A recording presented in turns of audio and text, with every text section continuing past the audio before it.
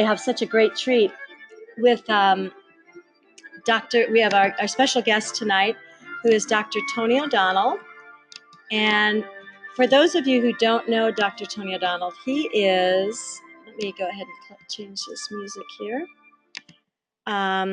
He is actually a natural doctor, a nutritionist. He's specialized in psychology, and he has his PhD. He's worked in many, many different fields, but he's also an amazing philanthropist. Has won the Angel on Earth Award, and is just done some really amazing things, and has just written his latest book, which is the Mother Teresa story. It's called The Heart of a Servant. It's such an amazing book. If you, he's got 15 books out, and most of them are about health, but that particular book is so special. And he has a whole fund out there right now. He's really works to help the poor, and really lives what he preaches. So anyways, thank you all for coming on tonight. We're going to go ahead and get started here. So, Tony, if you want to come on in here and... All right. Yeah, I like that chair you're sitting in. Yes, there you go. Yeah. Thank you. Good evening, everybody. Hope you can hear me. I know you'll keep track of time, Katie. Yes. One of the things that, hope everybody can hear me. One of the things that I was concerned about growing up in my native Ireland was how do you get wealthy? I'm from a family of 11. My parents did not have a lot of money, as most parents who have big families will tell you. But we had a lot of love, and we never went hungry. But I wanted more for my life, and I know that several of my brothers who have become very successful as well, including a sister, Mary, who immigrated to South Africa and became very successful in real estate and ran a pub in Scotland before she immigrated to South Africa. I wanted more for my life, and I think that those of you who are listening to this webinar podcast tonight, I believe you're listening because you want more for your life. So after this is over, I suggest you start asking yourself questions. What is it that you want for your life? What are some of the goals and dreams that you have? What is it that you want for your husband, your partner, your children, your spouse? What is it that you want to achieve? And what is your legacy? And why are you here? And what is your purpose? And what meaning do you provide for life? And what service are you providing? And Breaking the Poverty Cycle is a full weekend seminar that I teach. So tonight we're doing it in a very short span of time, so we'll clip through it as quickly as we can so you get in some of the highlights. I wrote a book called The Mindful Millionaire, where I took 10 millionaires and asked them all basically the same series of questions or set of questions, and miraculously they all said the same thing when they completed the interview. It was all about drive, determination, wanting more for one's life. I was watching Steve Harvey on television yesterday, and I had tears in my eyes watching him as he was honored with the Steve Harvey Way, a street that was named after him in Cleveland. He was very poor. In fact, he was so poor he was homeless. He was on the street. He had a shopping cart on the street. He was down on his luck, if you will. And sometimes when you're down on the floor, that's about as far as you can go. And that's not a bad thing, because it teaches you about the true fundamentals of life and what it takes to become successful. So hardship isn't always bad. I grew up very poor. I had drive and determination. I had a very strong belief system, because someone once told me that sometimes you have to believe in someone else's belief in you until your belief kicks in. And so I'll give you the highlights, as I mentioned momentarily. So where do your beliefs come from? As a clinical psychologist, as Katie mentioned, with a PhD in addiction, I wanted to understand cycle the mind and soma the body, and what makes us tick, and how do we achieve the things that we wish to achieve in our life, and what do we need to do to get from point A to point B? What needs to happen in between? Well, psychologists can tell you, and I can tell you as one, that those who make it are not much different than the people who are ordinary. We just happen to do things extraordinarily different. We think differently. Successful people think differently than people who are not successful. millionaires and billionaires think a little different than people who don't. And one of the things I have learned in my short lifespan here on planet Earth is that we know the secret to success in life and in any endeavor which one partakes in is the law of sowing and reaping. And the law of sowing and reaping says, whatever you sow, you will also reap generously. To them that hath shall more be given, to them that hath not shall be taken away. I have given you every seed bearing herb there is. Do not look to the skies for the answers to your health. Look under your own 2 feet, and be careful how you chew the humble grass, for it does not have teeth like the beast. What do I mean? Well, success leaves clues, Tony Robbins told me. People who succeed know what they want and believe they can get there. Henry Ford is an example. Les Brown is an example. Tony Robbins is an example. Oprah Winfrey, for example, pregnant at 16, 17 years old with a child. She knew she wanted more for her life, and she was able to achieve the extraordinary despite having unbelievable hardships, struggles, hurdles, challenges, and being pregnant as a young girl at 16, 17 years old by a friend of her father who denied that this ever happened. So obstacles make you strong. And I talked just a moment ago about your belief systems. Where do our belief systems come from? They come from our peers, our teachers. They come from other students. They come from our moms and dad. My mom and dad, who have passed, were absolutely magnificent in encouraging me to go after my dream and becoming somebody. And the late Martin Luther King, one of my great mentors in this country, said that everybody can be great because everybody can serve. And who are you serving? Who are you helping? He said you don't have to see the whole staircase, just take the first step. And many of us, if we are in an environment where there's a lot of negativity and where there's a lot of rules that do not allow you to go for your dream. I was watching a program last night on Netflix. It was about the Congo and some of the women there who have no education and no opportunity for an education. Their children have no opportunity for an education unless they find the money and can immigrate to another country. All they know is how to harvest the land and to dig a little piece of land. And that becomes their zip code, if you will. That becomes their livelihood, limited by lack of opportunity because they don't have an education. And I turned to Katie and I said, aren't we so lucky that we live in the United States of America, the richest, most abundant society in all of human history? Yet, as Henry David Thoreau says, we lead lives of quiet desperation. People are not plotting and scheming to get to Poland or Mexico. Everybody wants to come to America for the opportunity.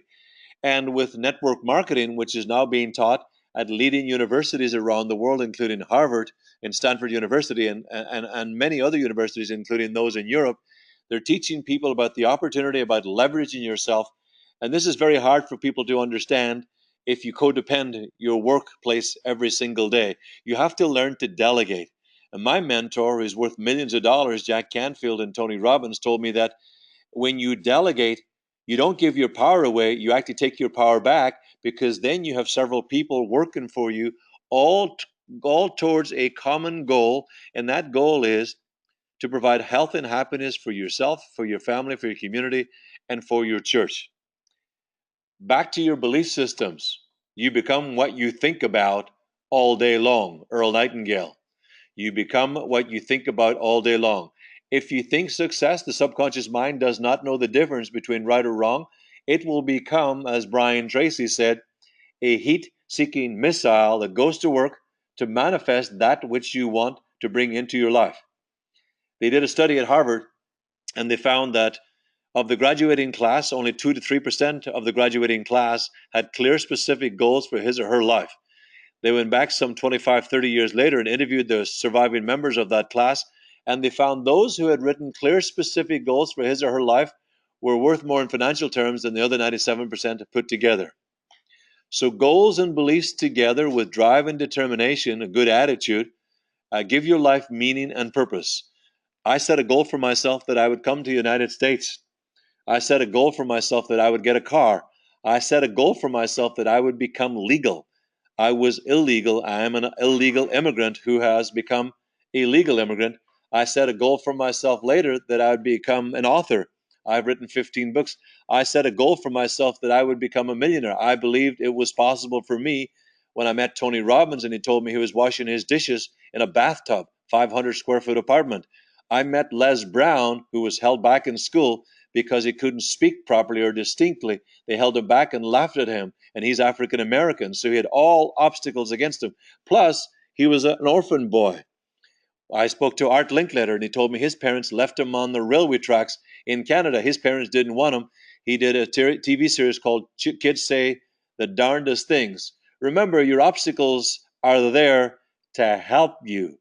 The obstacles will always be there. Your job is to go around them or go over the top of them. So obstacles give your life a significant amount of meaning and purpose. They'll always be there, even though you may come from the wrong side of the tracks.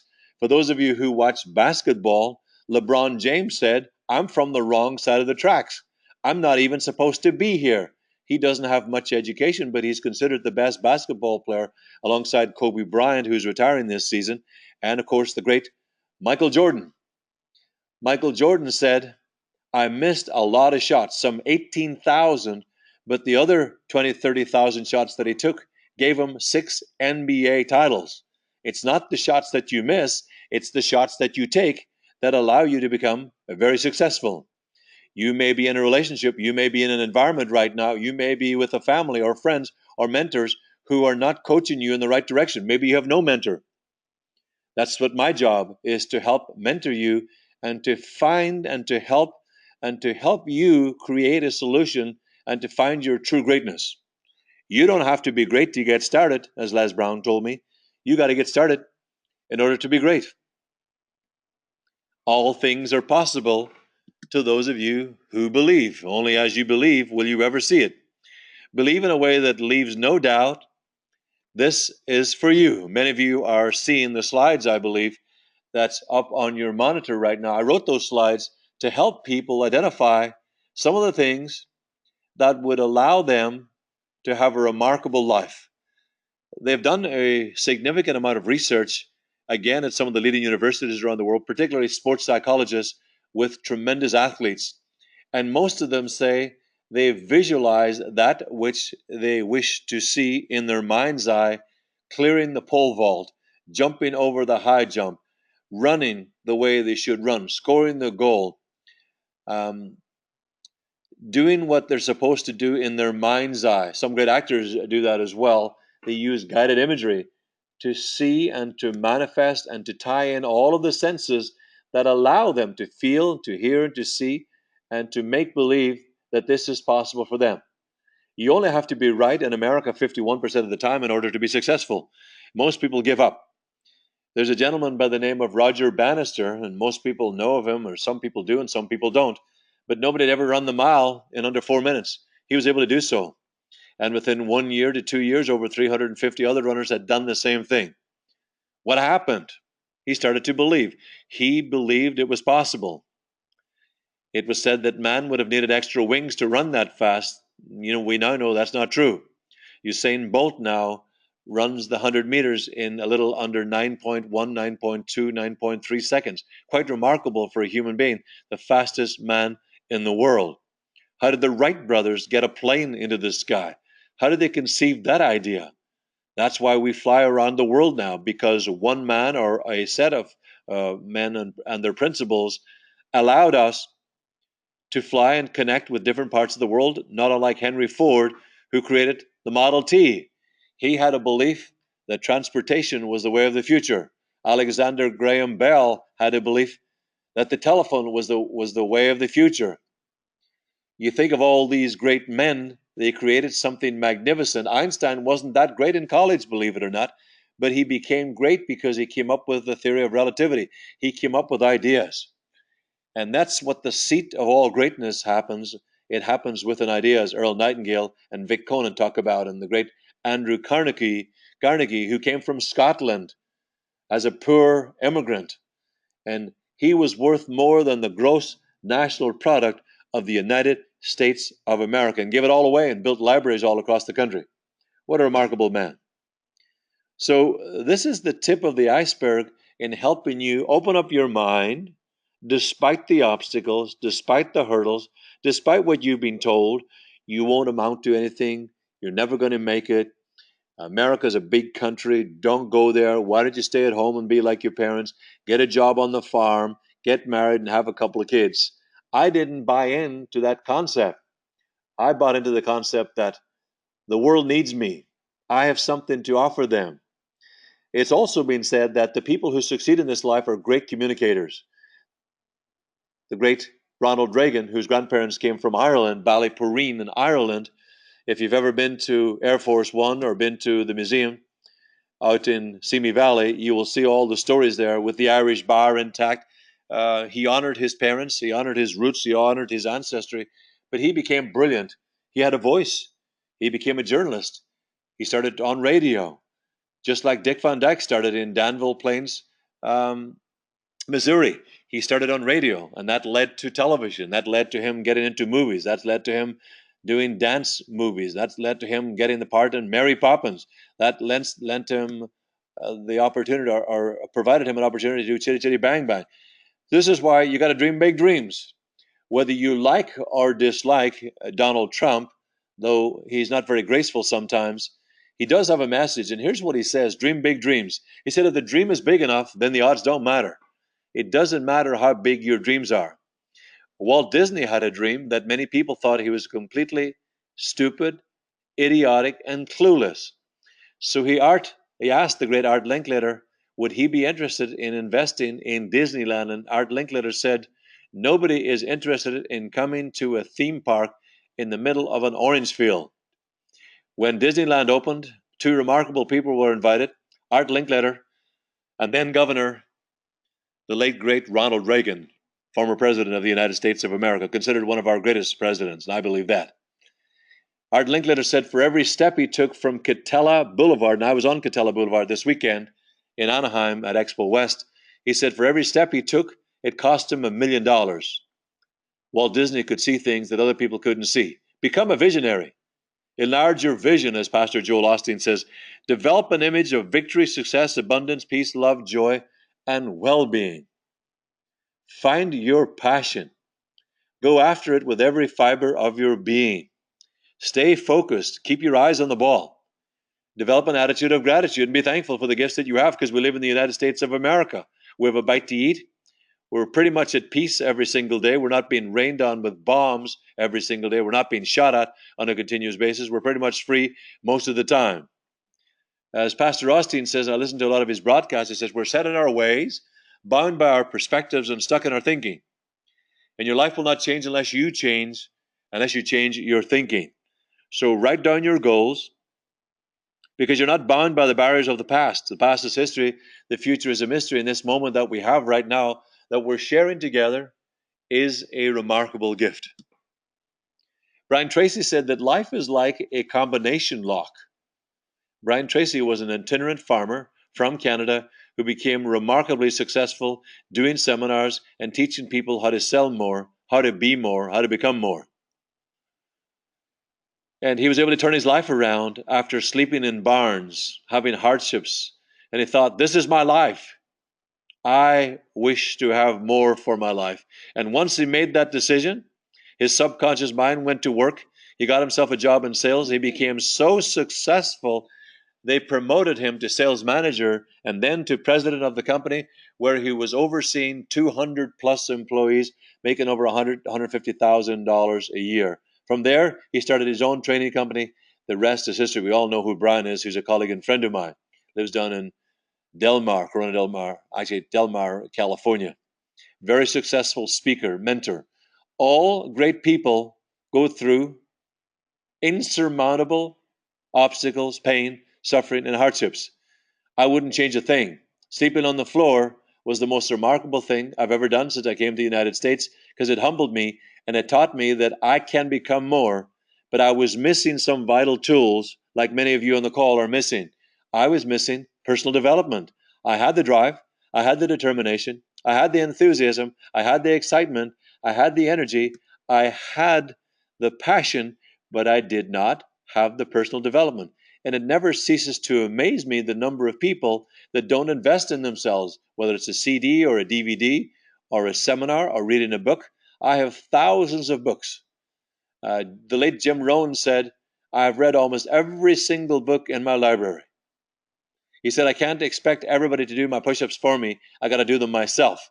He was an Idaho potato farmer who became a multimillionaire at a very tender age of 26 or 27 years old.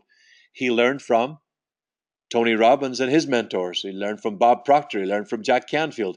He learned from Mark Victor Hansen. He learned from Les Brown. He learned from Dr. Dennis Waitley. He learned from Deepak Chopra, who's a billionaire, who's a farmer boy doctor from India, who also grew up exceptionally poor. If you look at all the great successful people in the world, with the exception of a few, most of them were born into poverty. Most of them didn't have anything. The Carnegies of the world, the Vic Conants of the world, the Nightingale Conants of the world, the Earl Nightingales of the world, the Andrew Carnegies, the Dale Carnegies, the Alexander Graham Bell, the Henry Fords of the world. All these people became great because they had greatness within them and they wanted more. So my question of the evening for all of you is, what is it that you want for your life? Scripture says it's not going to be by your might, it's not going to be by your power, it is going to be by your spirit. And this is why you got to think big, think increase, think success, and think abundance. I know you're probably excited right now, as I am, doing this podcast webinar, but the excitement dies down very quickly because tomorrow brings a new day. The baby's sick. I got to go and get new tires for my car. Too much month when the money runs out.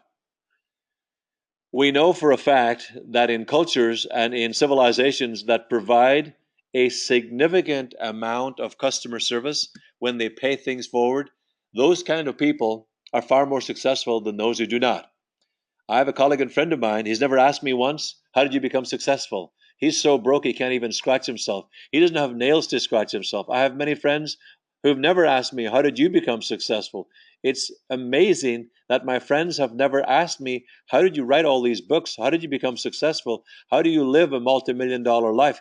That doesn't mean to say that I don't have bills. I have a lot of bills, but I still have significant amount of success. I know how to manifest because I believe it's possible for me, and you have to believe it's possible for you.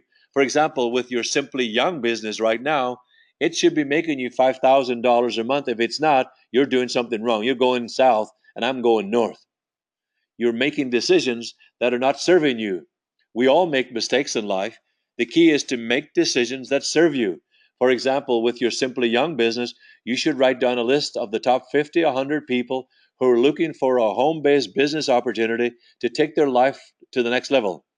There's 100 million to 200 million men and women working from home in the United States of America. Is it any wonder, and I have no vote in this country, is it any wonder that Donald Trump is surging in the polls? Is it any wonder that he's going to be the Republican nominee? Is it any wonder that it's a possibility that a reality star, a layperson like you and I, is possibly going to be the next president of the United States of America? Because people are sick and tired of Washington. They're sick and tired of their lies and deceit. They're sick and tired of their politics. They're sick and tired of lawyers controlling our country. Almost every person that's elected to our highest institution in this country, and I have nothing against lawyers, just don't like them when I'm fighting them. They're good. They're good when you need them. Is it any wonder that a layperson is becoming possibly the next president of the United States of America and I have no vote in this country? Is it any wonder? Because he believes in network marketing. He said if he didn't have Trump business and Trump this and Trump that, Trump real estate, he would start an MLM company. In fact, he's involved in several multi-level companies. So is Robert Kiyosaki. He said the only business is network marketing. And network marketing allows you to create a significant income. I have colleagues that make $250,000 a month, millions of dollars every single year, doing things. John Paul Getty said, I'd rather have 1% of the efforts of 100 people than 100% of my own efforts. Why aren't more people doing this? We're only 1 to 2 paychecks away from being broke in the United States of America. That's ridiculous. I got sick and tired of being broke. You should be sick and tired of being broke. You should be sick and tired of the way our country is going and start a home-based business evolution to take your health and take your life back. And don't work for anybody. Why would you want to work for somebody? I worked for a major security company. when I first came from Ireland. I was very thankful for the job. And about 6 months to a year into that job, they called me into the office and said, "We're cutting your job." I had no paycheck coming in. I had no car that I could pay for. I was going to have to let go of my car. And they said, "Well, we'll stick you in another job in the boonies somewhere." I was reluctant to go. I went and did that. I was so determined to go into that territory and sell security systems. I didn't even know what I was doing. And because I didn't know what I was doing, I had so much drive and determination. I made that territory such a success. I thought to myself, if I put the same effort into what I'm doing for somebody else and they're fighting with me over commissions. I remember selling a job for $65,000 to the late, great Don LaFontaine, who did all the voiceovers on television, Playing Tonight on Fox. That guy that did all the trailers for the movies. I did the security for his home, $40,000 for the security and $25,000 for the cameras. And I realized they were fighting with me over a commission. I thought, to heck with you. I walked away and started my own business. Didn't really know what I was doing. I took a leap of faith, and I'm asking you on this call tonight to take a leap of faith, because if you're not going to do it, you're going to be at the hands of corporate America. You're always going to have a job, J-O-B, just over broke, 2 months, month when the money runs out. I never wanted that to happen to me. I never wanted to be out of work. I wanted to make money. This is why I'm living the American dream. And you are living the American dream with these remarkable products as I look at them right now over on the shelf. Why aren't you telling more people about these remarkable products? Why aren't you telling more remarkable people about this remarkable opportunity? Let me tell you something. If you're not telling them, somebody else is going to be telling them. That's a fact. I know a company that has done cumulatively $4 billion in sales in the last 14 years. Their labels look like, and their bottles look like they fell off a truck on a wet day. They started small. They built and built and built and built. It's time for you to go after your dream. You can break the poverty cycle. My friend Mark Victor Hansen said he could only afford 25 cents worth of gasoline. He became broke twice, became a millionaire twice, and was broke twice, and has since gone on to make millions and millions and millions and millions of dollars. My colleague Jack Canfield was broke. He sold 650 million copies of Chicken Soup for the Soul last year all around the world in 156 languages when he was turned down 150 plus times. What if he gave up on his dream? Many people give up on their dream when they're right about to cross the touchline. I'm not giving up on my dream. My dream now is to get my talk show. I'm trying to sell my talk show for television to CBS or Fox or NBC or to the UK, Channel 4, BBC, whoever will pick me up. That's my dream. I'm not letting anybody rain in my parade, and you shouldn't let anybody rain in your parade or hold you back from your dream. We're going to finish right now with you writing down your goals, what it is that you want. How many people will you talk to and share this wonderful business opportunity? Don't let it slip by. I know a woman who told me some 25 plus years ago, she lived in San Diego, she was asked to invest in Costco Price Club. She said, that'll never work. That business will never work. You know what happened to Price Club and Costco, right? They merged and they're a multi-billion-dollar corporation. She's broke now. She's literally broke right now and wishing she would have invested in that company. Knew another lady who asked to invest in IHOP, and she said, no, nobody will ever buy pancakes. Silly idea. Not a good idea to think and watch what other people do. Go after your dream with every fiber of your being. So this is why we have to think thoughts of hope, victory, and greatness. Remember, the challenges will come, but your job is to deflect them, as Tony Robbins told me, and rise above them. I'm going to leave you with an Irish blessing. May the road rise to meet you. May the wind be always at your back. May the rain fall softly upon your fields, the wind shine softly on your fields, the sun shine warmly on your face. Until we meet again, may God hold you safely in the palm of his hands. Remember, only one life that soon has passed. Only what's done with love will last. Talk with passion. Talk with enthusiasm. Talk with energy. This is why people who are energetic transfer that energy and enthusiasm into the mind and the heart and the soul of the other person so that he or she makes a decision in your favor. So if someone asks you how you doing, you're saying you're doing so fantastic. How's your life? My life is so good they should have made two of me. I am so on fire for my dream. I'm so on fire for my maker. Whatever it is for you, I'm so on fire for Simply Young. I'm so on fire for these remarkable products. You need to go after your dream like Mother Teresa went after the homeless, to help them and to give them meaning and purpose and give them joy and health and happiness and bring them out of the mire of despair. You need to do the same thing with every fiber of your being. Thank you and bless you. Here's Katie. Whoa. Thank you so much, Dr. Tony O'Donnell. That was fabulous. What an amazing, amazing Breaking the Poverty Cycle. If you want to get his 6 DVD set, you can go to radiantgreens.com. We're going to be putting them on our website also. We also have the 138 slides, which you've just been seeing, and you didn't even get through half of them.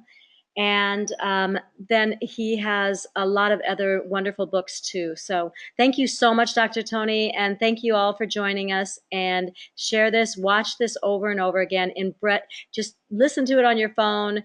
Ingrain it into your heart. He is so right on. Thank you, bless you, and good night.